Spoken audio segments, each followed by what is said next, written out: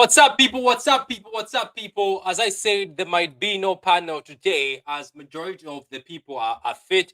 But I did say that this is an open panel. What I mean by an open panel is, as what Daps does, we send the link into the chat, and then everybody who's willing to join to come and have the say, the link is in the chat. But big up, guys! Big up, guys! It's a very lovely afternoon. First of all, let me thank Carl Walker, number one, for signing the kit. This is a kit signed by Carl Walker. I don't know if you can see it. It's signed by Carl Walker right over there. That is a signed shirt by Carl Walker. It was sent by Dash and Mancunian Way. Big up to you, Dash and Mancunian Way. They sent it. It arrived today. A signed kit by Carl Walker, and big up to Carl Walker. The link to join this stream and to join the panel is in the chat. If you want to join the stream and the panel is in the chat. If you are joining, though, all I ask is be respectful. Yes, have a camera. If you don't have a camera, it's fine. It doesn't really matter. We're going to talk about transfers. We're going to do a starting 11 for the first game. That is Wednesday. We're going to try see how we can set up. Yeah, Kyle Walker. Yeah, this is the signed jersey by Kyle Walker. So big up. Let me just show it one more time. Big up, signed jersey by Carl Walker. Big up to Carl Walker, and big up to Mancunian Way, Martin, and big up to Dash. Thank you very much. But there's the link to join the show. Big up to you. Anyway, Javo, big up to you, Javo. Hope you're well. Big up. Anyway, so today we're going to talk about, okay, there's another person. Today we're going to talk about the transfer window. Apart from the transfer window, we're also going to talk about how the transfer window in other clubs is happening and how it's going to influence Man City. So welcome to the show, both of you. Let me start off by this. Have you read the news that you're gonna have to if you're watching the stream, you're gonna have to switch off the stream? You get that? You're gonna have to switch off the stream. Is it Dao? I don't know how to say it, but switch off the stream. If you're watching the stream, you have to switch it off because it's gonna echo. Yeah, you're gonna have to switch off the stream because it's gonna echo. What I was about to say. So, Jovo, I'm pretty sure you've seen the rumors that Jack Grealish has been linked to Napoli. Yeah, I've seen the rumors, bro. If Napoli come in for Jack Grealish, we have to let him go. Have to. At 45 mil, that's still of a deal. Have to. But Napoli want both. They want either Grealish or Garnacho. Yeah. So wait. Do you think they're going to get him? No. I don't know if it fit Conte's style of playing. I really don't know. I don't know. But if and the Bernardo going Napoli, that could, I feel Grealish might follow suit. So yeah. the Bernardo might put in a few words for him to come over to Napoli to play with him together. To be honest with you, right? If I was Jack Grealish, especially at this point in time, I would definitely take this deal. Yeah, big up. So big up to joining us, man. Anyway, football fan view. How is the transfer window looking on your side today since it's open? We can't hear you. You're on mute. We can't hear you. You're muted. Wait. Yeah, I'll unmute you. Yeah, there you go. How you doing, man? Can you hear me? Yeah, I can hear you now. Yeah, big up. As in, actually, it's not encouraging at the moment. We are Arsenal and we're not signing any players. At the moment, I don't know what's going on, but it doesn't look as if we are in the same market as everybody. It's as if we are just relaxed. We don't care what's going on. But you've got Zubamende. It's not done yet. He has not got. He's the chef. I'm not trusting that story until he gets done. Okay. So you're not. I'm not trusting the story. Yeah, but okay. I'm sorry. I'm not trusting the story until it's done. Until it's in, I'm not going to get myself worked up over it.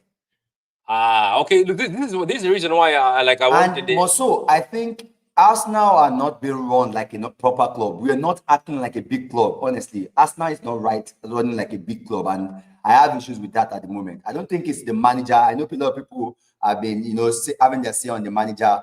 But me, really, I don't think it's the manager. It has never been the manager. Football, football fans view. One question. One question. If Arsenal sign Gokares and Subamendi, do you and Arteta and win no trophies this season? Do you think the fan base will want him completely out, or they will still find excuses for him?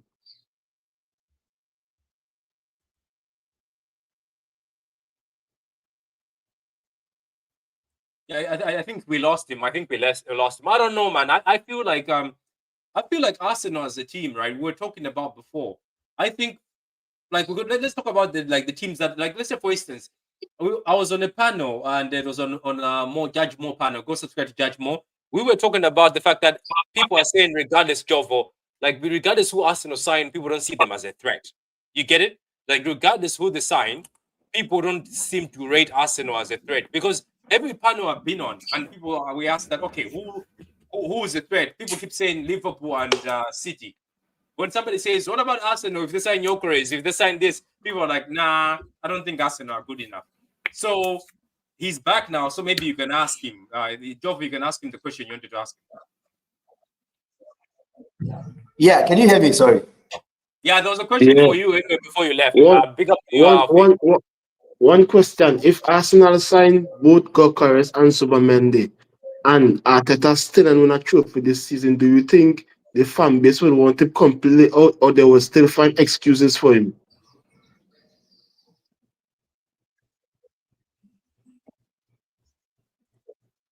Did you get that? For me personally, I can't speak for other fan base, like I used to say.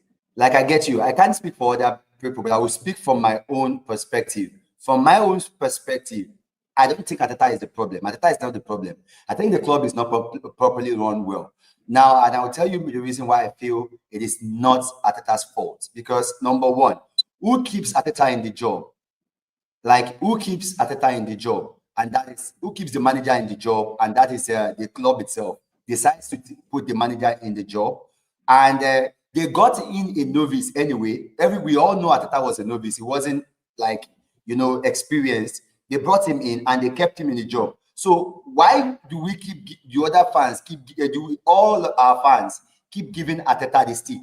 Because for me, they will enjoy what he has done. If he was not doing well, Tottenham just sacked a manager that won them a trophy after 21 years. And here we have Arsenal sticking with Arteta.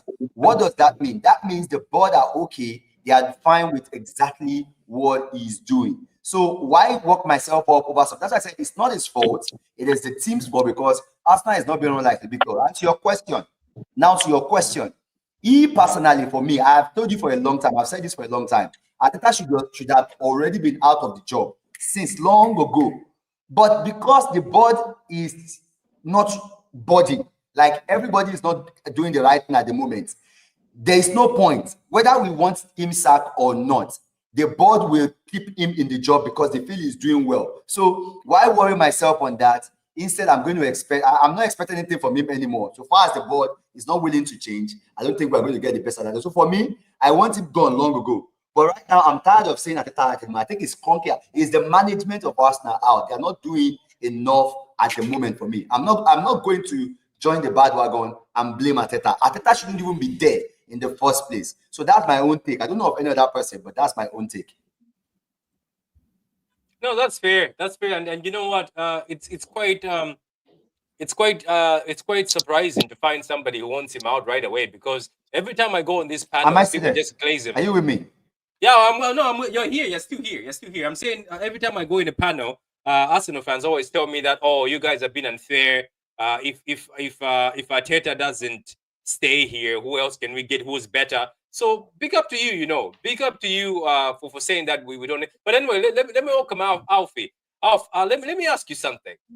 I just want to have a general talk. Why is every panel I've been in for the past few months, every time I say Arsenal are a serious title challenge, everybody says no, they're not winning shit.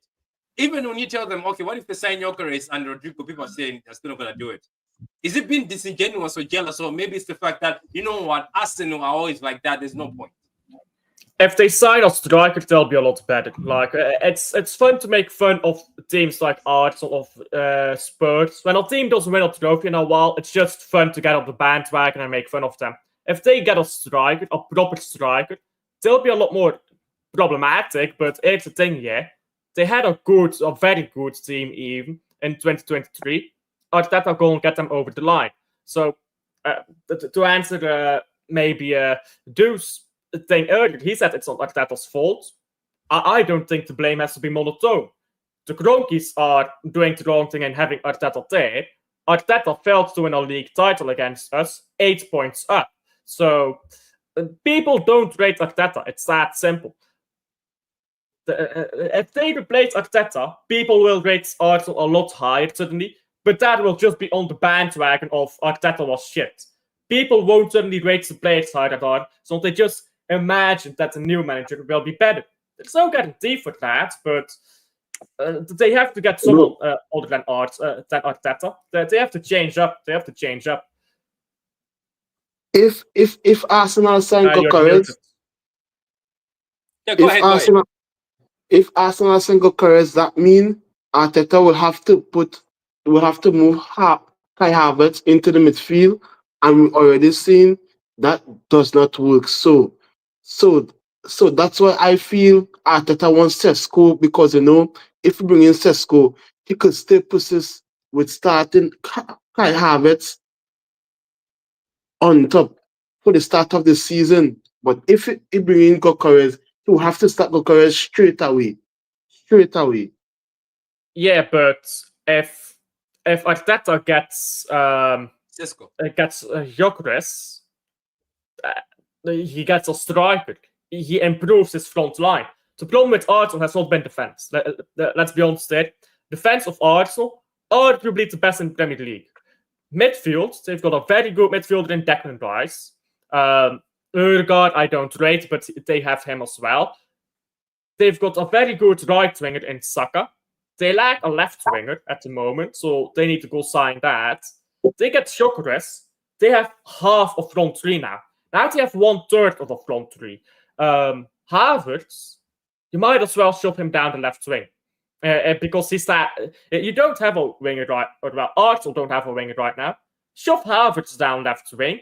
You have Gyökeres, you have Saka, and then midfield, Zubimendi, I guess, is coming in. You get Zubimendi, Rice, Ødegaard. That's an improvement. Still, I don't think Ødegaard is good enough. You might as well sell Ødegaard and go buy a new 10. Who will that 10 be? I don't know. Maybe they can go get Arda Güler, get that same energy as Mesut Özil. Rejects from Real Madrid, who end up being their best player for a decade. So you might as well go get a new 10 at that point. Ødegaard, Havertz, these players are not good enough for Arsenal to begin with. So yeah, you're going to struggle to fit them in. They're not good enough to win titles with. So it does matter, in my opinion. Bro, I think with City and Liverpool midfield strengthening this season, I don't think Arsenal midfield is near both City and Liverpool midfield. Bro, I don't think Zubimendi, Ødegaard, and Rice will work together. Why not? Bro, to me, Zubimendi and Rice them is similar players. Yes, I get that, but so was Fernandinho. They are both similar players. Yes. So the only one. Okay, so what do they need then? If you say that they've got similar players, look, to be honest with you, before I move away from Arsenal, because I just wanted the opinion of everybody to say different stuff. Like, I don't know. Am I the only one who feels? I don't know if Alfie feel the same way. Am I the one who feels that this Arsenal team, they should have also invested in another type of number 10? Because isn't the only number 10 they have, if we talk about Arsenal, it's only, what's his name? Odegaard. Why don't they look for somebody else also? Like, let's say Odegaard gets injured. Who's what? They need a proper 10. Ødegaard is not a 10. He's an 8. This is what I mean. Like, that's the only guy they take as a 10. So why don't they ever invest in somebody who's creative? Like, I don't get Arsenal. Like I get that The people say, problem, guys, that's what I'm saying. I said the problem I feel with Arsenal, it is not about the players or the couple of players we sign. I think it's the club. The club is not properly run, and our fans are not getting it. I keep saying it. This club is not run like the way it should be. This is the same club that will need 5 players and we sign 3. This is the kind of club that will need 10 players and we sign 8. They will just leave themselves short. And that's what we do year upon year upon year upon year. Let me tell you what's going to happen this season again. Arsenal is going to sign maybe 1 striker and probably leave themselves short in the wing again. It is criminal. As in, I repeat, this is very, very criminal for you to look at that team last season and in January not get reinforcement. Who does that? Which big team in the Premier League will do such? You need everybody, without no shadow of a doubt. We all know that club needed something, and a normal run, properly run club will never leave the team that short. And that's what I'm telling you, Arsenal fans. Everybody keeps saying it's Arteta. It's not Arteta. We got Emery. We got even Arsene Wenger couldn't do anything. Do you know why? Because the club is shit. The club is not run properly, and until we face the real problem, there is no way out of this. There is no way out. We are on and we are in it. At the moment, we are stuck with this. And right now, when I just pray, I pray. Is it gone? I just pray we survive on luck or anything. Okay. No. That's fair. That's fair. Look, I don't blame you. That is fair. That is fair. Anyway, moving on from Arsenal. Let me ask the guys on the panel before we go to our own club, Man City. Apart from Liverpool and City, does anybody see anybody else as a threat, or Alfie, you're waiting off that? Okay, let me wait until the window is closed because the window opened again today. But do you see anyone else as a threat? Chelsea. Yeah, Chelsea. I think Chelsea. Bro, Chelsea. For me personally, Chelsea and Spurs. Chelsea and Spurs. Spurs. Yeah. I think Yes, Chelsea. no. One reason, just because they have a manager that can adapt. So, one game you're gonna be seeing Thomas Frank will be playing a back 4. Next game you will be seeing him play a back 3. I rate him high as a manager. Okay. Yeah, but it's Spurs. Bro, what kind of players he get at Brentford, and he used to squeeze, he used to gel them out, everyone out of them. And I think Spurs have much better players than Brentford, so I expect Spurs to be finishing in the top 5 at least. I expect Spurs to finish top 10 at least as well. Top 5, I think they can do it, but like there's a big gap between first and second last season. Let's stand first to 5th. So they can be top 5 and still be acres away from Man City, even if they're top 5. If Man City has really improved. Bro, with Chelsea need quality wingers. They need to improve on Madueke, and they need to improve on it too. If Chelsea have quality wingers that can score goals and assists to help Cole Palmer, and then bring in a next striker, Chelsea will be serious next season. But they need to improve the wingers and them defenders. Yeah, but I don't know. Chelsea, don't they need okay? So you say they need a keeper. That's number 1, right? They need a striker. Yeah, no, exactly. They have I don't know. Do they need another type of striker? I don't know. They might need another sort of creative midfielder. They're gonna just depend on Palmer. Patrick, if we get Andres Santos coming back from loan, so them get Santos, Lavia, Cancelo, Enzo. Who else?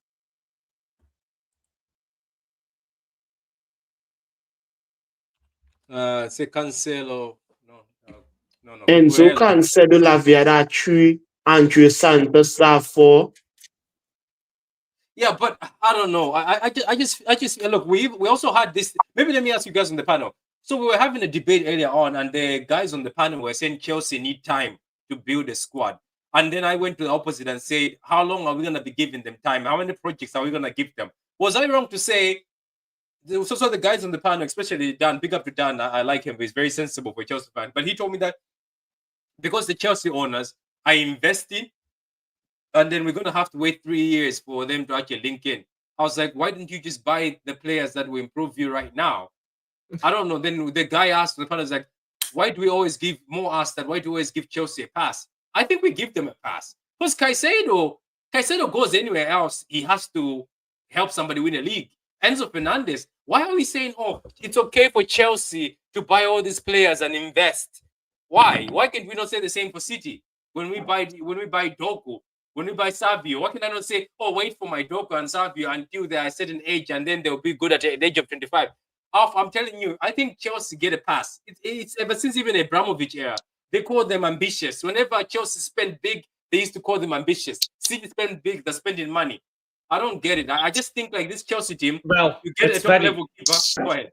It's very simple to explain, to be honest, that look at the rules. When Chelsea was spending money, PSR and FFP, as it is now, did not exist. Chelsea is one of the clubs that brought in this PSR and FFP thing, actually, together with Man United and who else was it? Was it Arsenal or was it Liverpool? I'm not sure. But those three clubs, they brought in the modern PSR rules, or they spearheaded it. Chelsea was never charged with any breaking of rules. They were already a big club by the time these rules came in. Man City, by the time we start spending money, these rules exist already. So now it's just a different way of viewing football. It's perspective. Like everything comes down to perspective. When the rules don't exist, you can't be accused of breaking the rules. But when you're doing this spending as a small club and nobody can really explain why you have this much money other than they just do better business than us, now it's just, I guess, it's cheating. And that's what it is with Man City. It's all about perspective, I think. Man City is unlucky because perspective makes us look bad. We're going to be found not guilty, I believe, personally. But when we're found not guilty, the perception will be there that we are a cheating club. Meanwhile, in the same way, the perception that Chelsea is an ambitious club is already there. So Chelsea have that perception. People believe that Chelsea is an ambitious club. So they look for reasons to validate that. When Chelsea spend big money, people want to confirm their own beliefs. So they want to see Chelsea spend money to confirm my belief that an ambitious club is correct. Meanwhile, they want to see Man City spend big money because they want to confirm their own belief that Man City is a cheating club. It's all about confirmation bias. It's a real thing. It's a big problem in modern internet culture. And that's how it goes, in my opinion. That's how it goes. Yeah, because it makes me laugh that obviously that is allowed. All because I was saying it on Judge Moore's show. I was like, okay, so they buy Caicedo, they buy Enzo, and we have to accept that this is a project.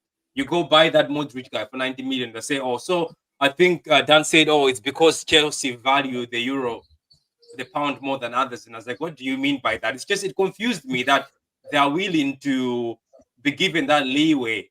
Why don't you just kill it right now? Wouldn't you just get the experienced defender, get the better keeper, and get the striker now and finish it? Because I look at this team, that's all they need. But anyway, Matthias, you're frozen. That's why, Matthias, you keep freezing. You know what, Patrick? Yeah. Can I say something? Can I say something, Patrick? Go ahead. What I want to say concerning Chelsea is this. I think there is a narrative. And I think there are some clubs that get these narratives, and when they push this narrative that they are not, they are on a project, I think it sells more than others. I think when it is City gets this, this look of big money spenders, while clubs like Arsenal, there's always, I think there's a narrative, a bit of agenda, fans' agenda in these things. And for me, I don't think they should be getting a pass. Chelsea shouldn't spend $500 million and then should be getting a pass. No, you're spending $500 million or £1 billion, £1 billion plus half, whatever. You should be held responsible for what you have done. But you know, there is this narrative. I think these narratives are fan-based, pushed, and I think that's why the challenge. But everybody should be judged equally. For me, that's what I think. Yeah, that is actually true. This is what I was saying on the panel. I was like, guys, why do we always have to say, oh, Chelsea need time, or they need this, or Chelsea have to be given this leeway? I was like, Caicedo could have gone to City, and Caicedo they could have been telling us that, oh, you need to compete. You've got Caicedo, one of the best midfielders in the league. You've got Enzo. People could have told us, but apparently Chelsea with Pedro Neto, who they spent 60 million on, it's okay for Chelsea to say, oh, this is a project, and as the guys on the panel told me, they're like, oh, this project might take to 2027. So I say, oh, so we should wait. I asked them that, so we should wait 3 years for Chelsea. Then they were like, yeah, because we can't really judge them right now. That's why I'm confused. I was like, there's always rules for other people, and then other people have to be judged and asked that, okay, why are you not performing right now? You get it? You know what also plays into it, I think, Patrick? Remember, before Man City won that league title, everyone was happy that about Man City. Finally, Man United don't win it. 2012, oh, Man City won the title. Congratulations to Man City. Because then, we just said it once. This perception started when we won. It really started after 2020, I think. After we got first again, after being like 10th or whatever in the table, that's when this started, I think, where people were like, okay, this is stupid, they keep winning it. And that's when people got salty, I think, because Chelsea isn't winning anything. Why talk about losers, guys? Like, they're not winning anything. Nobody cares. Man City, we're winning things. They care. I get what you mean. I think that is the issue, isn't it? It's as if, okay, Chelsea right now are not winning anything. Okay, so we can give them leeway and we can give them time to say, okay, it's fine. To be honest with you, I'm surprised none of you mentioned Newcastle, because Newcastle have kept the players. And right now the transfer window is open. There's rumors that we're still trying. Somebody said we're going to bid 40 for Livramento. I was like, maybe that's why Newcastle is laughing at us. No way you're getting Livramento for that amount. You get my point? No, it's not an issue for Newcastle because they haven't like won anything big yet. I mean, okay, they won a Carabao Cup, fine, but if they start consistently making the Champions League and start taking, Arsenal, Liverpool's, or United's spot every year, that's going to become a problem. And if they win a Premier League, that's going to be a problem. Maybe they start racking up. Maybe they start consistently winning some of these smaller cups, so the big six clubs can't get them. That's going to become a problem. And they're already doing everything they can to handcuff them. And yeah, if they start threatening the revenue of like these red cartel clubs, your Uniteds, Liverpools, Man Uniteds, and Spurs, I think we'll start seeing some phony charges as well. Yeah, I don't know. We'll see anyway. Now, since I have you here, Kelks, I want you to answer for your crimes, because that crime you're committing is poor. At this point in time, we just have to expose you. It's either you want to get married to Josko, or Josko is paying you. Guys, it's too young for me. No, Kelkster says Josko should be... I'm not marrying a 22-year-old. Ew. So Kelkster posted on Twitter saying Josko should be one of the captains. Yes, one of like fifth or sixth, not at the top of the captain's list. That's Ruben Diaz for me. Followed by Rodri, followed by Bernardo, followed by Haaland, followed by Foden, followed by Josko in a pinch. Like if you're in a cup game and you have one senior player, Josko gets the armband. That's all I'm saying. No, that's a stretch. Josko, you even start going to Akanji and them, and start Aki and them, and you start going down there. Like Josko, Akanji is never wearing the armband for this club ever. No, Akanji is a captain for his country. But not for our club, he's not, because he's bozo for us. No, it's not about bozo. Sometimes leadership. I think this is the thing I was having this Pep saw Akanji play next to Husanov in his first game, and he saw him completely miss the ball and become a total coward and let Husanov take the fall for that mistake. So Pep's like, yeah, you're not getting the armband. Sorry, buddy. You failed to help the new guy on his debut. He gave up a goal as a result of it. And then 5 minutes later, give a yellow card. Yeah, but there was a sometimes- leadership from Akanji in that moment. Yeah, it was but- Bernardo. This is where I give Bernardo credit. He turned that situation around. So He- am I right? he went Am I right back, that Bernardo he should be our couldn't captain? communicate with Husanov, and he settled him down. So I am give I right- Bernardo a lot of credit, and that's why, popular to contrary belief, I'm okay with Bernardo being a captain. I have no problem with it whatsoever, because that moment showed me that he's got the leadership material. He Yeah. settled Husanov down in that game, and I respect it. Okay, big up Martin. The kid just came in now. Oh, he called me out yesterday. I was listening to that space, and he melted down. He was Yeah, like, he's like, Mateus and Keller are gonna melt down because Bernardo's a captain. It's like false. I'm taking him as captain, and I've picked him as captain this morning. I don't know if you guys agree, but I picked him as captain because a lot of people are glazing totally Ruben fine with Diaz. Bernardo being a captain. I have no but problem with it. but when I was doing I the show- prefer he would leave the club because I just don't think he's good enough as a player anymore. But he's He's not clearly good going to enough. stay. I just have to hold that. Wait, he's not If good he's enough. going to be a captain, too, he's going to play. Yeah. Like when you He's make gonna someone stay, but captain, you he's know going to what? play. All of our captains leave. So guess what that means next season? That's evil. That is Obrigado. that is just Obrigado. evil. That is just Obrigado. evil. That is evil. Well, what do you mean it's evil? If you're one of the I just don't captains, think you're he's going to good play. enough anymore. I'm That's how sorry. Have you not been managers look watching at the it. last 2 seasons? You're evil. You're an evil individual. That's what you are. You're Wow. evil. You're just evil. I just don't woke want up, him to so I'm a play. little cranky. Well, you don't want him to play. No, I don't. I don't want Bernardo to play, but he will. He will I'm play just quite a bit. afraid- I'm with Alfie. I'm afraid he's going to start every game next season, and we have new players to bet in. Like Tijani Reinders cannot be benched every game for Bernardo Silva. I just don't Okay. think, guys. I think Bernardo's been poor the don't- past 2 seasons. I don't think Reinders is one we need to be worried about here. I'd more so be worried about whoever's going to play right wing. Whether that's Doku, That's where Bernardo is absolutely But finished as that's- a winger. He doesn't hold width. He doesn't beat anybody, and he just passes backwards. I don't think Yeah, but he. that's I because think he's he very wasn't asked to ineffective do as a that, winger. To be fair, to be fair, that's not what he was asked to do last season. But I agree. But to be fair to him, wasn't also asked to do that. This is what I keep telling people that they Why has Pep abandoned the right wing on this club? The past 2 seasons. What do you mean Why is abandoned right it? wing What do just you a mean black abandoned? hole now? I don't get it. What do you mean abandoned it? I don't think he has abandoned it. I don't think all of our play goes through the left wing. Because every time Doku plays on the left, all the play goes through Doku. Because last season there was no midfield. So everything went through the left. Hardly anything went through the right. Do you remember when was it against Chelsea? I believe it was Chelsea, where Doku played left and Savio played right. Ball kept going through the left, and then Savio went down the left and Doku down the right, and the ball kept coming down the left. Yeah, it's just, everything we do is left.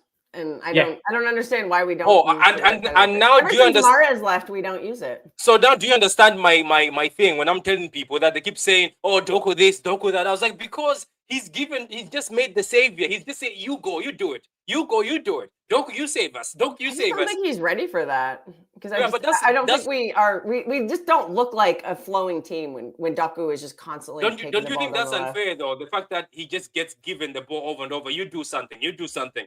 But if you watch the game when Mamouche is playing, they don't just throw the ball at Mamouche. They are sort of throwing the ball everywhere. There's moments where they're throwing the ball to Savio. Remember after the Chelsea game? And you do it, Savio. That's the thing about this City team. There's a lot of people who have easily been blamed because they're given the ball to do something. Like they usually get the rest of the team just says, "You get the ball, you do it." Let's see this season if they do a bit of balance, and if they start throwing it to Cherky might start also having moments where people are like, "Oh my God, he's stank there," because you can't just do a lot. You cannot just be the guy who keeps getting the ball. Like look at PSG. They're very balanced. They will give the ball to somebody at the left, and they'll go to the right, then they'll go down the middle. It's like Yeah, we don't do that. Yeah, we don't do that anymore. We used to do that. Now it's like, oh, give it to Doku. Well, because the quality of the players is not good enough. Yeah, that is true. What is Bernardo going to be creating on the right? That's Yeah, what I but- wanna know. but- I have but- not seen him create good chances in 2 years. Yeah, but what I want to say Oh to my you, God. Kilkster, I want to say one thing. I don't want to Good ever. morning. I don't want to ever Good see afternoon. Josko. Cookie tips. I don't ever see Josko in the top 5 of captains. No, he's not. I think he should. I mean, we paid almost a record fee for him. Explain. He's gonna. I've been hearing he's a Give 10-year me a minute. player. No, give me a minute. Why can't he be a captain? If Haaland is a 10-year player who's a captain, Tell us why. what's the Tell us difference? why. Tell us why Josko would be captain. Tell us. I just think he's. I think, like I just said, he's a player we signed for. We're signing him as a long-term player, and if that's you start rewarding these players by bringing them captains. I just think he's a really good player, and I want to see him there eventually. I didn't mean this season. I just said eventually. You're misreading things. I'll do Foden first, but Foden's been here 8 years. I think he should in some certain. Oh no, Foden's been here 20 odd years. Let's not do that. He's been in the academy. My apologies. Well, he's been on the first. Are you counting? He's been on the first team for 8 seasons. Are you counting since he's a child? Imagine you're gas. No. He's been at City since he was like 6 years old. He's not only been here 8 years. I think people are talking about the first team. Being at first team is different. Right, Patrick, this is, good afternoon, but this is a typical example of player agenda. What's player agenda? I will give you exhibit A. Right? It's just a debate. This is nothing personal before we get going. Right? On about bozo moments. Yeah, I know Yasko has some. So, So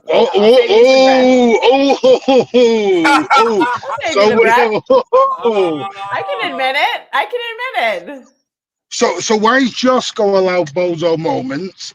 Akanji and Bernardo, no. Because Josko's level is higher. I think How Yasko much was Akanji? How much was Akanji, Alf? Well, Sorry, he's come showing again? why he cost that much last season. Do you know why? See, this is the other fallacy that comes out. How come he cost that much? Do you know why he cost that much? Because there's this false narrative. Yeah, well, he was. Go and look at the stats the season before he started. Every game bar one. The reason he went cheap is he wouldn't sign a new contract. Who's that? Akanji. This is the false belief that goes round that he was out of the team and he was not liked, and because a few Dortmund fans online said so. He refused the contract. None of us said that. Yeah, that's what everyone says. Dortmund didn't want him. They kicked him out. He wasn't playing.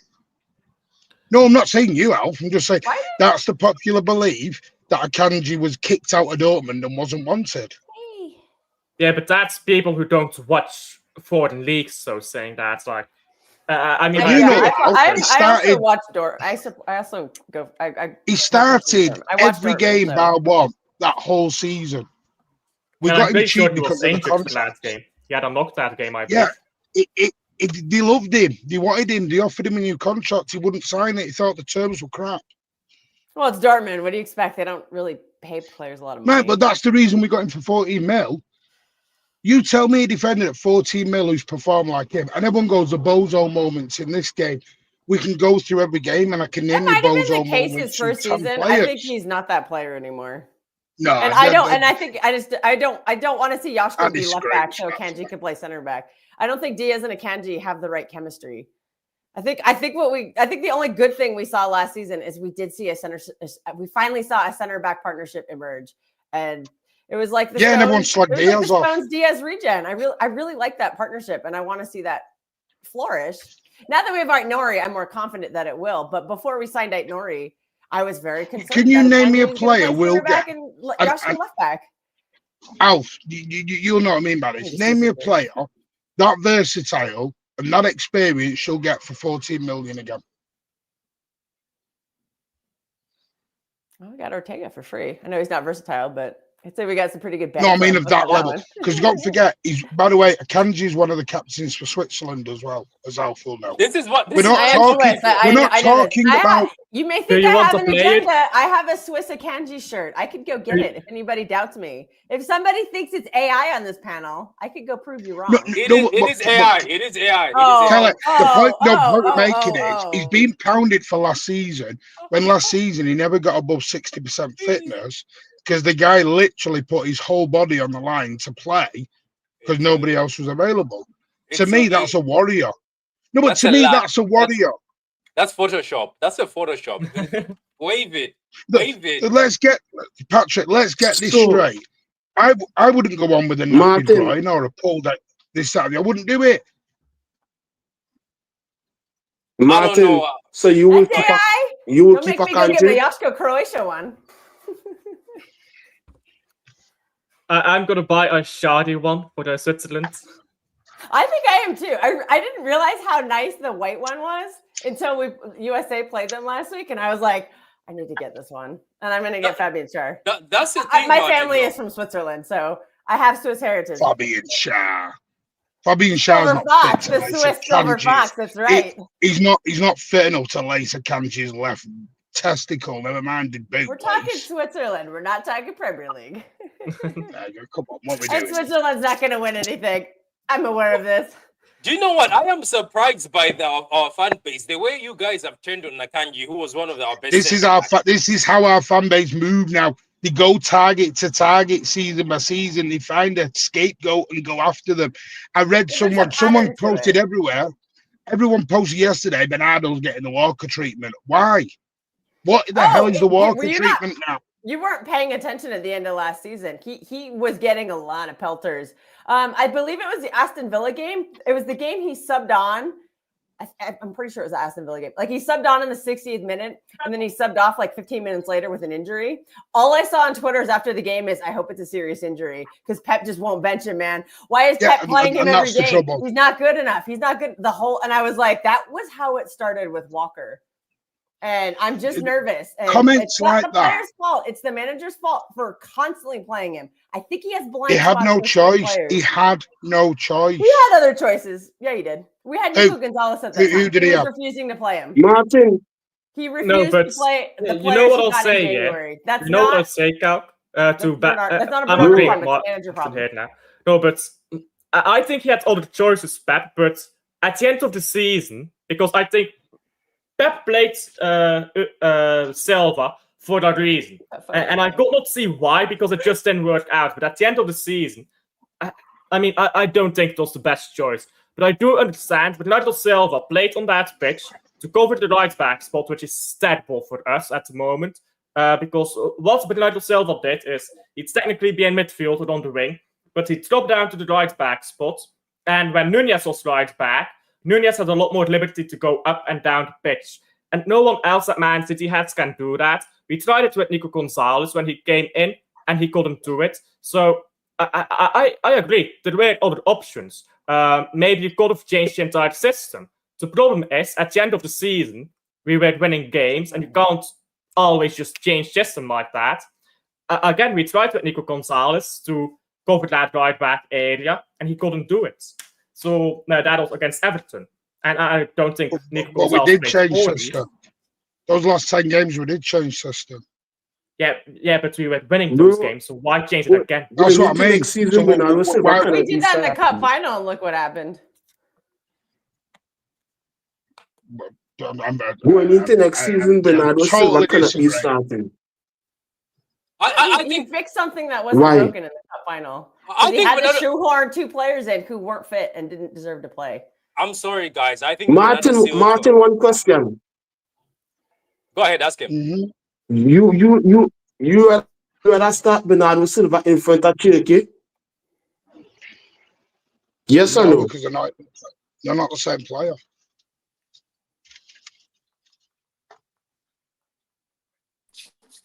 Hello, Patrick. I'm not saying we're judging Bernardo on his skill set 2 years ago when he's aged 2 years and his skills have declined. That's all. How you doing, Carl? How you doing? Players age. I'm well, thank you. Listen, no. Have you ever thought he was just tired?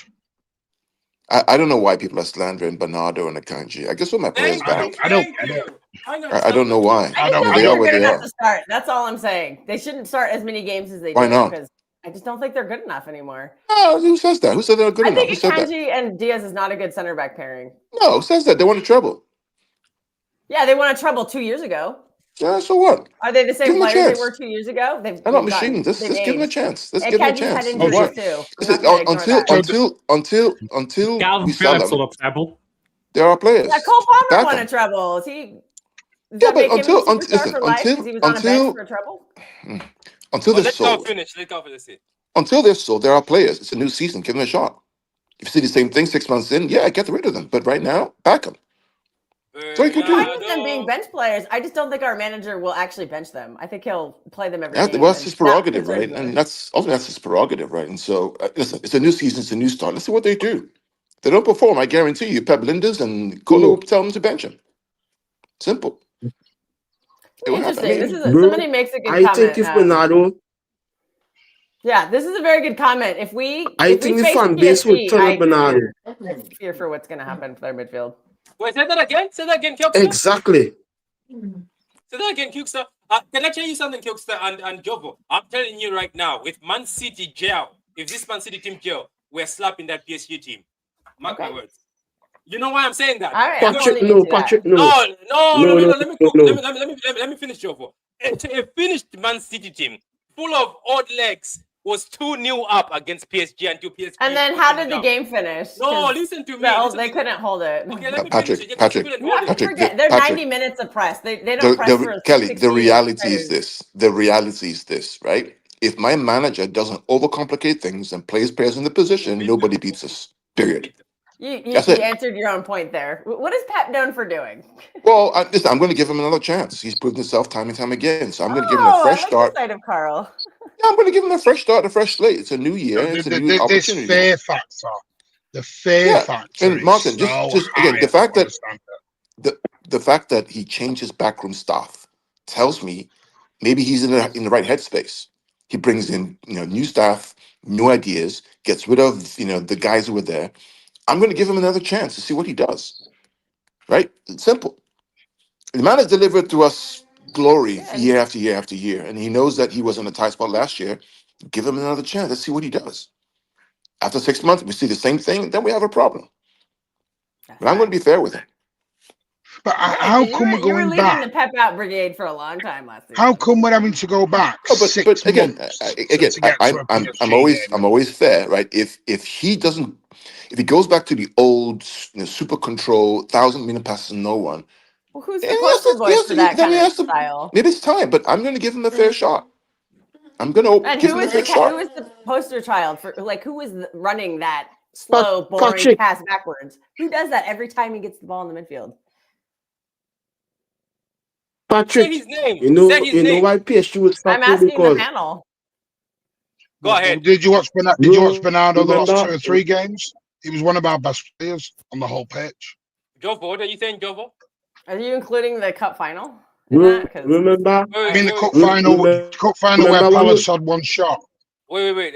Martin, Jovo wants to say that. What did you not say, Jovo? Remember when we slapped Madrid? Guess who was playing, right? When Casemiro. When did we slap Madrid? Last season?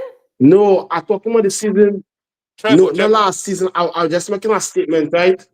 Remember when we slapped Madrid home? What? I do. Bernardo was great in that game. But that was 2 years ago. Yes. I think what we have to do. Erling Haaland broke the Premier League scoring record 2 years ago. I think what we need to do, Patrick, is... Wait. One at a time. Go ahead. One at a time. Let me tell you where I'm at, right? So here's where I'm at, right? So here's where I'm at, right? Here's where I'm at, right? I'm going to give this guy another chance because he deserves it. Are you allowed to have one season where you mess things up and yes, right? But you've changed your backroom staff, you changed your structure, you brought in coaches who are exceptional. I'm going to give him a chance. If by December we have the same thing, then we go back to normal. But he deserves to get a chance. What is normal? Just back the team and just see what happens. What is normal, Carl? This changing you, Carl. I love it. No, this is me. Patrick, so you just know me for a couple of months. This is me, right? You were hardcore Pep out for like 4 months. No, I've never said Pep out. I have proof. I've never said Pep out. Never said Pep out. I will argue. I'll be angry. I will fight. I will, but he deserves it. He deserves another chance. But if we see the same thing, 1,000 million passes, no one, and it's the manager. I've seen for 4 months. You're compensating for all I know. Then we'll have a conversation. It's simple. It's just simple. Jovo, make your point now. Make your point, Jovo. The panel is yours now. The mic is yours. Bro, all I know, keeping Bernardo Silva at the football club would be a risk because he will be taking away a lot of players' minutes. And if we start him Bernardo at the start of the season and he's not performing, Pep will still not drop him. Still not. I don't. Can I get the lottery numbers? He'll keep playing underperforming players to the detriment of Am I team. able to get the lottery numbers? Because everyone's foreshadowing the future. So can I have the lottery numbers? Yes. I'm just wondering if anyone's got them. 1, 2, 3, 4, 5, 6, 7. That's code for my luggage. If you win the lottery, you've got to get half to Patrick. Yeah. Last season was a one-off with a number of factors going into it. Isn't that last what we season expect was certain not players to step up? Particularly, what do you want them to step up when they're injured? Was Bernardo injured last year? No.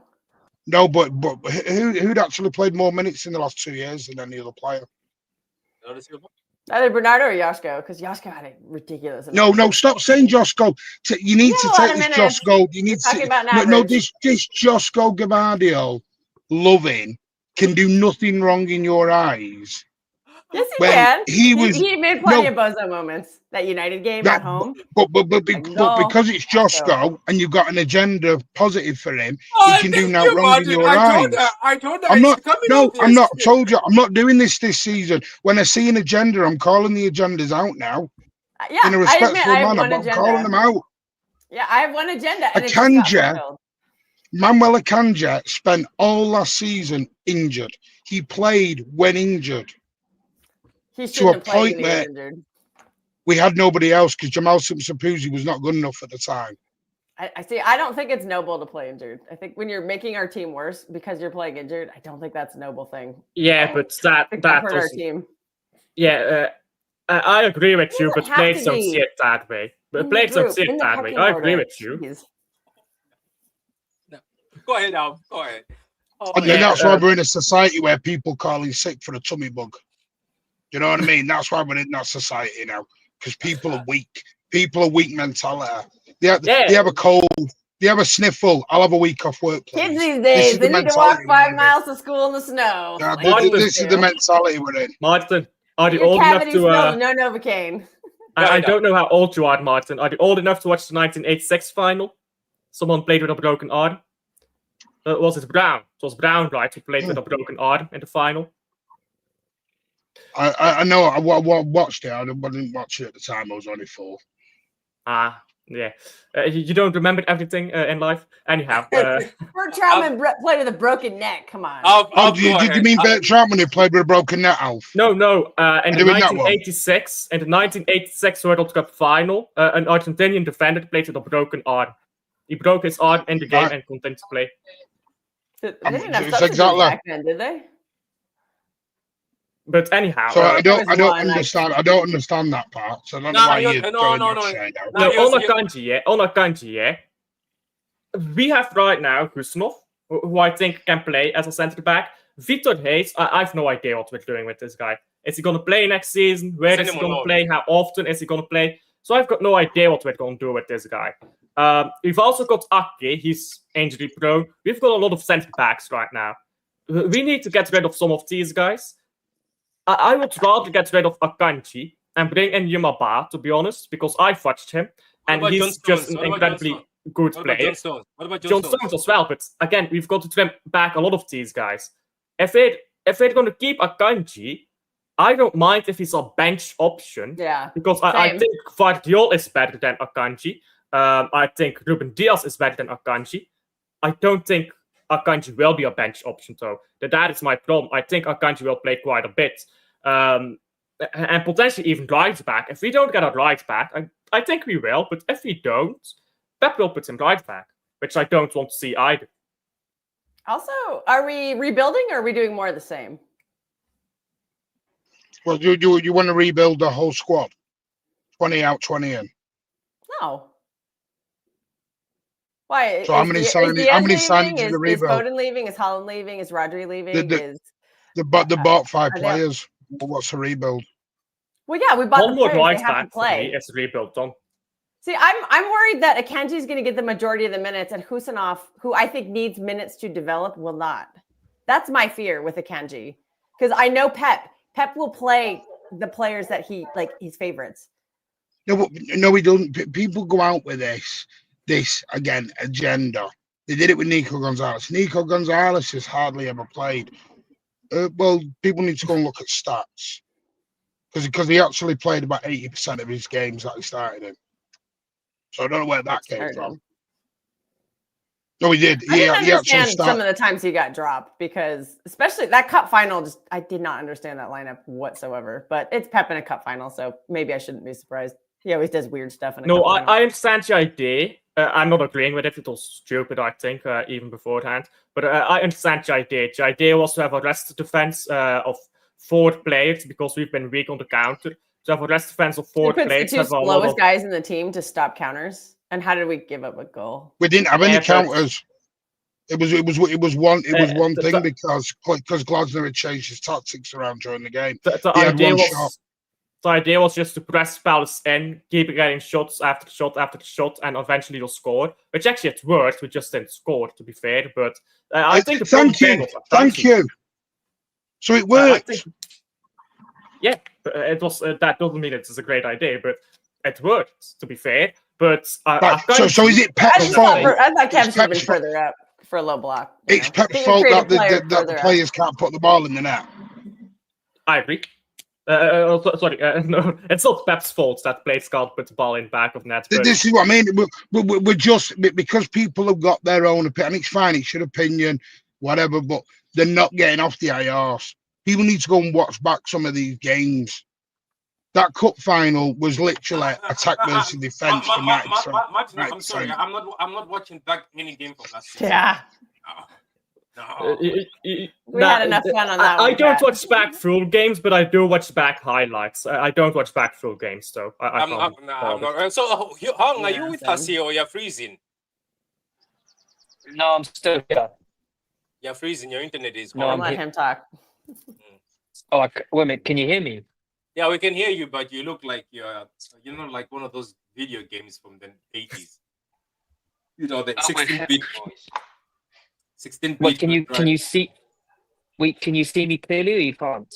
No, we can't. We cannot see you. All we're seeing is graphics. Oh, really? Okay. Yeah, what's going on with this internet? At least we can hear you. Give me a second. We can hear you by sound. How can you say it worked when we didn't score? Okay, this will work. That's a good goal. That's a good goal. What about Matthias? Are you with us? Matthias looks like he's at work. Can you hear me now? I'm still with you, man. Yeah, this guy is at work, but he still wants to be part of the. No. Can you hear? Can you see and hear me now? By the way. Yes, now we can see you in 4K. And hear me as well. Yes, we can even put you on the main screen. There you go. Speak. Hello, how are you? So after listening to everybody, sorry. I'm saying after listening to people hating on players they don't like. Yeah, go ahead. I was gonna say yes, I read Gundogan's interview with Simon Bukowski, just saying obviously in his mind he said he thinks he's staying. Of course he's meant to stay it because obviously unless he's been told that that he's going to believe nothing's happened. But I like to think I think all the focus is on the Club World Cup at the moment. But I like to think probably we'll know more about players going probably at the end of the tournament for me. And I know Bernardo's staying. I think for me, the way I see it, I don't want anyone to misunderstand me or misinform me whatsoever. Yes, it's good that he stays, that he can help out with some of the new players and the younger guys. But I don't think he should be a starter going into the new season. Because I think if you watch yesterday, I watched PSG just absolutely trampled Atletico Madrid 4-0. And I looked at their midfield of Vitinha, Fabian Ruiz, and João Neves. And I just said to myself, I would be so comfortable if for City if we meet PSG if either in the tournament or in the Champions League next season. I don't think Bernardo Silva should be in that midfield against them. I like to think it would be a midfield of either Rodri, Tajani, Reinders, and Nico Gonzalez will be able to combat them. Rather in this tournament, Rodri won't be ready for a full 90 against them. No, but I would much rather see. Are you guys sure he was being played and prepared for this? You know Pep Guardiola, don't you? This is what. For what, Rodri? No, Rodri has to be eased back in. Yeah, but I'm saying this is an ACL injury. This is not like some small and a meniscus tear, which I have had. I've had a meniscus tear. Yeah, but you saw him playing the last games, right? But an ACL, we cannot fuck that up. Oh, yeah, but Pep. Pep. He is going to. That's the concern. That's you're getting to the root of my big concern, which involves a lot of players. He has his guys. He wants to overplay all of them. Who are his guys, by the way? That's just my concern this season. That's it. I mean, who are his guys? Who are his guys, by the way? Can you mention them? Wait, Bernardo, Akanji, Rodri. Like they'll play every game they're available. But he's gonna normally I would say do that with Rodri, but you can't. But he's going to have a new backroom staff now. He's going to have a new backroom staff now that's going to argue against him. So he's not because that's what Lino never did. Lino never argued back. Lino never argued back, so I think that's going to be more arguing back now. I don't think Rodri will be over, but that's not a concern of mine. I don't think he can play more than one game a week for a couple of months. It happens. Everybody with an ACL rotates back in. Like I have an Arsenal friend. He said Timber rotated for the first 2 or 3 months of last season. Florian Wirtz didn't. I don't remember his timeline, but Florian Wirtz got a bunch of injuries after his ACL too. So that's the concern. I'm worried about Roger getting a muscle injury. Yeah, I think post ACL, not because of anything like Pep is specifically. It's just because it happens. And like, if you give him more opportunity to get injured straight away, there's a bigger chance it'll happen. But if you let him slowly build his fitness back up. What are you saying, Matthias? Go ahead, Matthias. Do you realize that Roger needs to get into the habit to play 2 or 3 games a week? Not right away. If he can be doing that by January, I think we're in business. January. I think we should not be concerned of. I get it. People are scared, but we should not be really scared of. When was the last ACL Pep had to deal with? Rodri is our best defensive midfielder. He's the Ballon d'Or. I think it was Laporte. He's going to play. Listen, if we play Liverpool on Sunday, then we've got Arsenal on Wednesday and Man United on the Saturday. He plays them 3 games. He starts. It's a mistake. It was a mistake right away. Listen, whether he gets subbed off in his 60 or the 70 minutes, that's a different conversation. But he's got his body. He needs to get into the habit of playing 3 games a week. He's a football player. You shouldn't be scared for him to get injured. I get what you're saying, Matthias. There are certain players. Doesn't matter how much you protect them, they will still get injured. For example, look at Johnston. Well, we just saw how our team fell apart without him last year. I would prefer to not be in that situation this year. And think of how much better we are with him. So I'd rather maximize our time with him by balancing it. It's just a balancing act. That's all. Yeah, I was going to say about that. Sure, we just spent 300 million. We drew that game. Then I think that the very next game, I can't. You're frozen, Matthias. You're frozen. Get back in and get back there. Yeah, look, at the end of the day... Yeah, somebody posted a fact here. Yeah, it says Matthias risking being caught at work a place for being on that show. He must have been caught. Right, he's been caught out. They cut him off. Yeah, Hong, go ahead. Finish your point, Hong. My point is of course, I agree with what Matthias saying about Roger getting back to play, but I do agree with what Kel said. Like, we have to ease him back in. I mean, it's even a concern the fact that we see him drop a basketball shot and you're worried that him getting injured just off that. He's fit. He's fit. Yeah. He's a sportsman. He's fit. Oh, come on. What are we doing here? He's having a basketball shot and we're scared of that now. We can't wrap him up in cotton wool for the next 6 months. Well, that cameo he had against Bournemouth, like, do you know what? It is, like, you would have made that tackle before this injury. This year, I'm going to be a lot nicer. Everyone can have an opinion. I'm not going to, but I'm sorry. Some people we slag Arsenal fans off for the way we're behaving at the minute. How are we behaving? Wait, were you? This is how Arsenal. You were not mean last season, Martin. You weren't mean at all. I was. No. I was mean towards fans more than I was the players and the managers. Alf will tell you that. The simple fact is when people got to realise these are professional footballers. He is the mainstay. He's not going to be eased back. You know, exactly what Matteo said. Easing back is 60 minutes, 65 minutes of a game. Maybe he doesn't play the full 90. He's got to build his body back up to the 3 games a week, 100%. But he's not going to be off. He's not going to be like play a game, miss 4, play a game, miss 6. He's not going to do that because that's not good for a player either. Yeah, but that's that's wasn't what I meant. I meant like a game a week, maybe a sub appearance, something like that. Like building. Like, okay, But he what had the other team 10-minute does cameo this? against Bournemouth. Let's see a 20-minute cameo on Wednesday, and then maybe let's see a 30-minute cameo on Sunday, and then next, what is it, Tuesday? Maybe No, they don't build up like that. build up. You'll do 10 minutes, a half, 60 minutes a game. That's the way it'll get built up.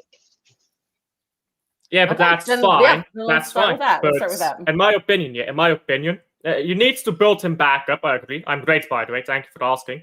You need to build this guy back up before January, though, because if you're worried about muscle injuries, January is cold. In England, at least. I know it's summer in the Southern Hemisphere, but over here in the North, it's cold during January. Cold is very bad for your muscles. He needs to be built back up before January. Otherwise, you're going to risk him even more. If he's not ready to play yet consistently in January, he's not going to be ready all season. Yeah, but what they'll do is just follow the sports science. If the injury team and the medical team cleared him, which they have, they've fully cleared him now. That's what. Now it's just about building minutes. That's where we're at now. It's not about worrying about the ACL again. The ACL's fixed. According to the Met, it's fixed. It's ready to roll. Yeah, I guess we'll just have to wait and see how he mentally, which is different than. He's mentally fine. He can't wait to go. He's absolutely buzzing to go. The squad over there are absolutely we'll ready see how to he does in that first tackle. That's what I mean by mentally. Nah, but being too early to go can be bad too, though, to be fair. He was tackling in the Bournemouth game when he came on. There's a couple he pulled out of. I'm fine. I'm sorry. I'm watching different games now. I'm watching different games here to see the agendas that are going around. You're watching the Happy Clubber channel, maybe. Galaxy wants Rodri to make Ramos tackles now. Can I say something? I want Rodri to come back because I am tired of listening to people twerking for this PSG team. I know that a 70%, 60% Rodri next to Nico Gonzalez. I want us to slap them, and when we slap them, I want to apologize. Because the way, even when I was doing the other stream earlier on, every comment, there was about 500 people in the comments. Everybody was just twerking for PSG. I was like, this is the same PSG that was nothing last season. Seasons ago, this PSG was nothing. Now, I just want to see him play because he's my favorite player, and I love watching him. Very good. I know, but the twerking is next level. I have seen better teams, but people are like, this is the best team I've seen. Yeah, it's going a bit old. It's getting a bit wild and a bit quite. I have not seen anyone play. This PSG thing is getting a bit sycophantic. It really is. It's like with PSG fans all of a sudden. Can we be honestly, honest? I'm fine. Let everybody focus on PSG and Liverpool, and we'll just do our thing in the background, and everybody will be crying at the end. I have a question for Alf. Let me ask you something. When we win. Do you think PSG won that UCL because they are great, or some teams fell off? I think some teams fell off. No, let's be fair, Patrick. I think it's a bit of both. Well, let's be fair, Patrick. I mean, Paris Saint-Germain were very, very, very good. Let's be clear. They played the way I like to play, the way that we used to play. They have balance. They have attacking threats. They have a good midfield, solid defense, good goalkeeper. They play well. Let's be clear. However, let's also be clear, right? If my manager gets his mojo back and plays the way that we know we can play, there's no one, Patrick. There's nobody. And I'm not saying that because I'm saying it based on what I've seen this guy do for years. Not just at City, but at Barcelona and at Bayern Munich. So let's be clear, right? At our pump, at the height of what we do, there's nobody like us. That's why we have the following that we have. That's why you have one of the highest social media interaction. That's why you're lauded around the whole world for the game that you play. Let's be clear. So, yes, I admire PSG. I think they've done a fantastic job. Enrique is a manager that I love. And when Pep leaves, if he's available, I'd love to have him. But Prime City, Prime PSG, is only one winner, which is the only City, mate. Let's be clear. Carl, and it tells you a lot when I love it. No, every single one of our players has talked about coming to play. every single one of our players has talked about coming to play under Pep Guardiola. I mean, Martin, let's think about just take 17, 18 at this PSG team. Think about Sane, Sterling, Aguero, right? Fernandinho, prime De Bruyne, prime David Silva, company, right? Laporte, prime Walker, and prime, the guy that we can't mention, right? Or even Delph. I mean, there's no one. There's no one. Let's be clear. So, yes, yes, they're fantastic. I love Paris Saint-Germain. They're great. But all our pomp is just nothing. But Carl, okay, look, before I go to Dan, welcome, Dan. I'm going to still say, I think, okay, maybe I might sound like a hater. I still think that PSG team just got away with the fact that other teams were shit this season. I'm sorry. That's what I'm saying. No, they were good, Patrick. No, they went and beat Liverpool at Anfield. Yeah. That's not them being shit. So Liverpool is the marker. Is that what they were last season? Yeah. Liverpool's always been the marker, Pat. Come on. No, you're not the They weren't. You've got a long way to go. A long way to go. Personally, I don't think Liverpool were that great last season. I think I went off. Oh, no. But they won the league. They're the benchmark because they won the league. Well, Kelly, the truth is, Kelly, the truth is, right? The truth is that the data doesn't lie, right? They won, 86, 89 points? So they were good, but everybody was terrible. Whoa. The data. Are we using data? No, we're using everything, right? So the fact is, Patrick, hold on a second, right? Hang on. Patrick, the fact is, and this is not about troll, this is just about facts, right? They won the league, right? Fantastic. Congrats to them. My neighbor's a Liverpool fan. We talk about all this stuff. We respect each other, right? The truth is that City at the pomp and prime were the better team. In fact, I would even say that Klopp's 18-19 title winning side were better than last season's Liverpool. They just better. With 97 points, they were a better team. Much better team. More balanced, more aggressive. It is what it is. So I'm not taking anything from them. These are just facts, right? And so we'll see what happens next season. PSG can be very good without being better than prime Barcelona and prime Man City. Right? Yeah, I mean, for me, there's a middle ground there. Yeah. No. I mean, for me, the team I respect, I love this team. Klopp's 18-19 Liverpool were just exceptional. They were at a different level. And I would say between City and Liverpool was a coin toss. It was 5 millimeters. 5 millimeters. Yeah, I don't know how he won that league. Right? 5 millimeters, right? Both teams go 14, 15 games and they're winning. No one does that.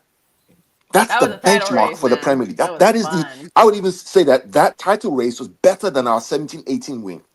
That's the benchmark. That's probably the best ever title race in PL history FC ever. History FC. That's come a long way. Right. So when I look at that and I look at last season, it's amazing where you got to. History FC now. Yeah, we're talking. I'm doing good for age, and I've seen more league. You're talking 6 years ago now. That team's gone and it's dusted. It's gone. But finished. They're not there anymore. Yeah, that's like me talking about the team who won the Champions League, mate. They're not here. How many of them exist? Mate, Three of them. They're gone. Football? It's over. It's gone. Are we not allowed? Are we not allowed to talk about what we enjoy? No, but you need to talk about what the team is now, Man City. What Man City is now. I talked about the fact that last year. You're talking about nostalgia. You're talking nostalgia, Patrick, mate. I can't do this. Patrick, I thought that's what Liverpool fans want. Patrick, I can't. You're talking nostalgia. Patrick, I can't do this. They never mention your 6 in a row. Never mention your 6. I can't. We're having an intelligent discussion about football. What we enjoy. But let him land also. Let him land. Wait. I mean, we're not having a discussion, Patrick. We're having this. Carl. You made your point. Let Dan land and let's understand where he's coming from. Dan, go ahead. Yeah, I mean, respectfully, we have just listened to you talk for the last 3.5 minutes straight. So you were able to talk. A discussion is two ways. You made mention to Liverpool weren't that good last season. The data doesn't lie, and chose points, which is an interesting data to go off. This hasn't happened between Man City and Liverpool. We pushed each other to the last game of the season on several occasions. Would you say that's fair to say? Yeah. Yeah. No doubt about that. No. Okay. No. So, okay. So the reason you went to the point scores that you did, and Liverpool went to the point scores they did, was because that's what was necessary. You do what is necessary in games. You do what's necessary in leagues. Now, just talking about data, Liverpool scored 2 points. Yeah. Just data-wise, just Liverpool scored 2.26 goals per game, and we weren't that good. That sounds pretty good to me, to be honest with you. Mate, I'm just saying that's an interesting data. But we won the title at Christmas. The problem here is that this guy and I don't know why we're different. I'm not saying anything you're not saying, mate. I'm not disagreeing with you. My only point to you is that Liverpool last season were not peak Liverpool that I know and I enjoyed. They didn't need to be. It doesn't matter. That's how I feel. It does. It doesn't matter, mate. For me, it doesn't matter, right? Okay, what I'm saying is, what I'm telling you, and it's not disparaging what you've done. Don't get me wrong. We won that one. Hey, hold on, mate. Right? You're champions and you deserve it. 100%. I'm taking nothing away from you, right? And I predicted at the start of the season. Hold on, Patrick. I predicted Liverpool were going to win the league, right? I said it last summer. I said they're going to win it before a ball was kicked. Let's be clear. Check it out. Bear me out. Right? Because that's what the title race is between those two teams. And those two teams, again, next team will go at it. But my point to you is that when I watch Slot play and I see Jurgen Klopp play, I prefer Jurgen Klopp's football than Slot. I just prefer it. It's nostalgic. It's wonderful. It's on the edge. That's me. Yeah. And fair play to you. You won it. I congratulate you. I mean that's fair enough. But how would you categorize Jurgen Klopp's Liverpool then? Okay, how do you see what kind of football do they play? You tell me. Klopp's football to me is energetic. It's energetic. It's dynamic. It's front foot. They lose games, they win games. They push you to the edge. They push you to the edge. Everything is about millimeters with them. You don't ever give up. They go and they go and they go. I happen to like that. I've been all season. I've slandered my own manager for over controlling the game because he's afraid. They bear me out, right? I'm a football fan first, mate, right? And I enjoy good football. We talk about Paris Saint-Germain. I love the way they play. It's front foot control. I like it. I don't like this 1,000 million passes to no one. It's boring. Klopp was never boring. So I want to go back to my manager, go back to what made us so unique and special. Going head to head, being aggressive, being dynamic. 4-3-3, not this 3-2-3 or 2-3-5, control the ball, 1,000 million passes to absolutely no one. Makes us all sleep. I don't want that. So that's what I admire about Klopp. It's what I enjoyed about the title race with him. Every game was on the edge.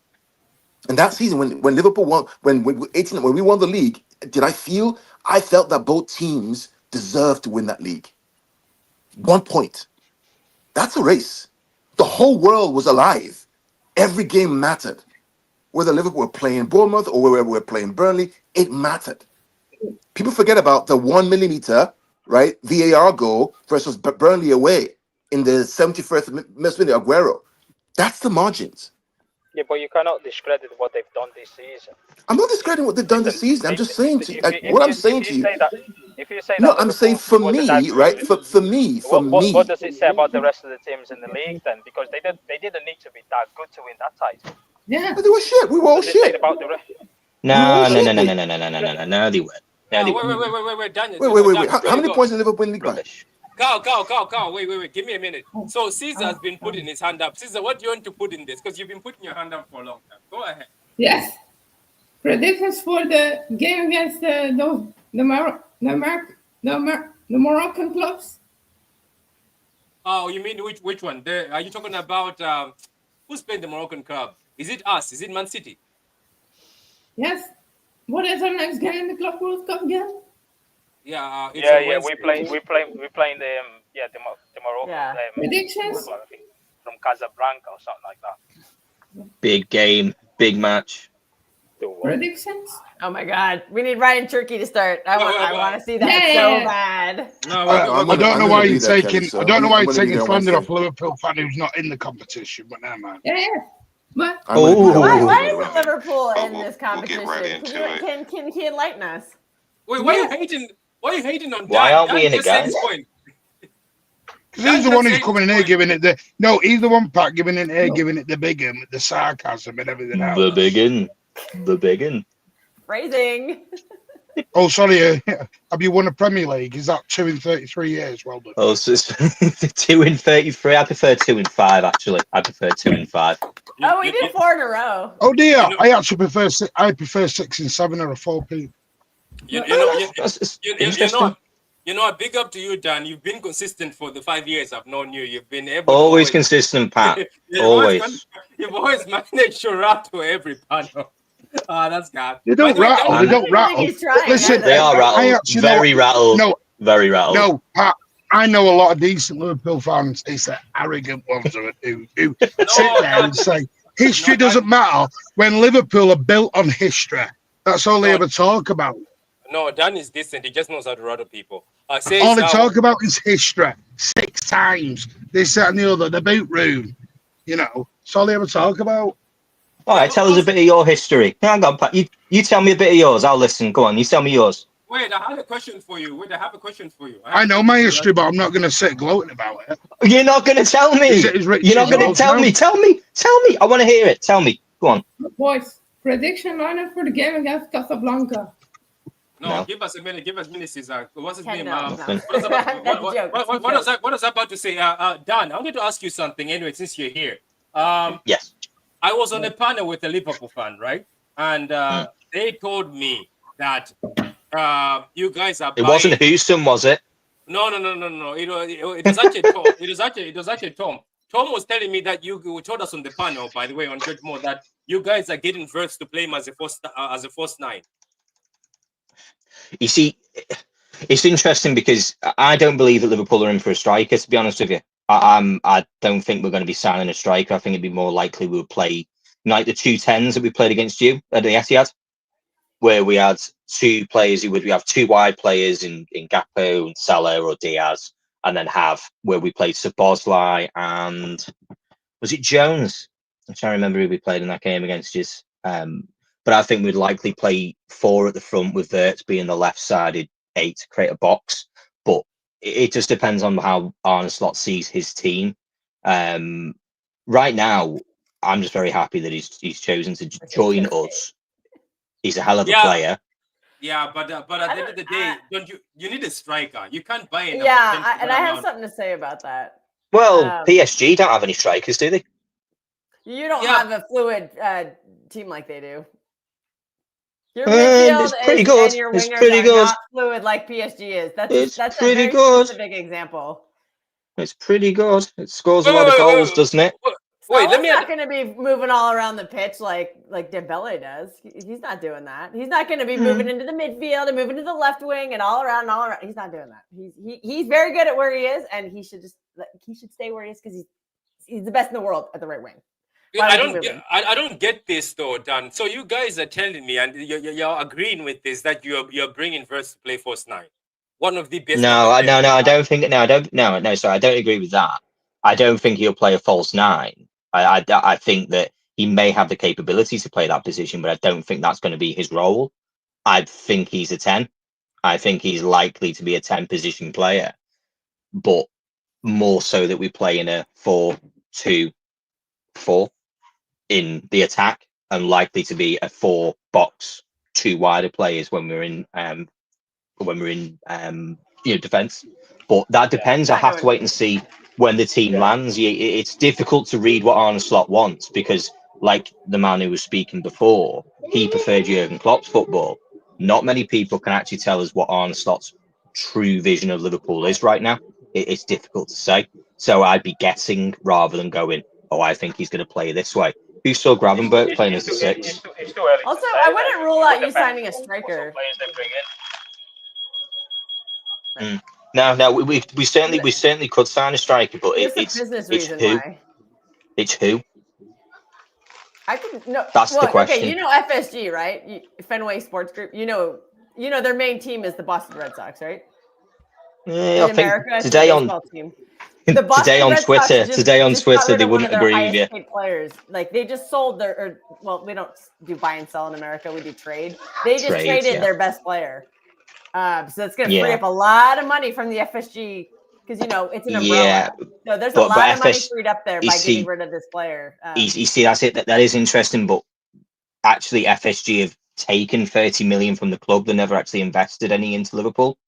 They don't put money into the club. There's no money from FSG. They've actually owe Liverpool 30 million pounds on across the board of investment.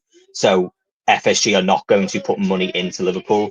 Any funding from Liverpool is done from the club itself and how it generates itself. They're completely separate entities.